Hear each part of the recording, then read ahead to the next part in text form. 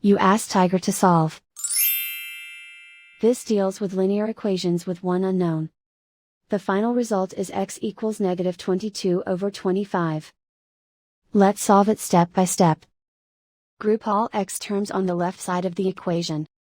Subtract 22x from both sides. Group like terms. Simplify the arithmetic. Group like terms. Simplify the arithmetic. Group all constants on the right side of the equation.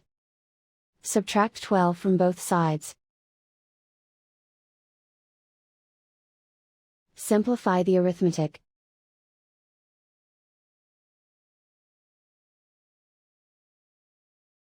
Isolate the x. Divide both sides by -25. Cancel out the negatives. Simplify the fraction. Move the negative sign from the denominator to the numerator. And so the final result is x equals -22/25.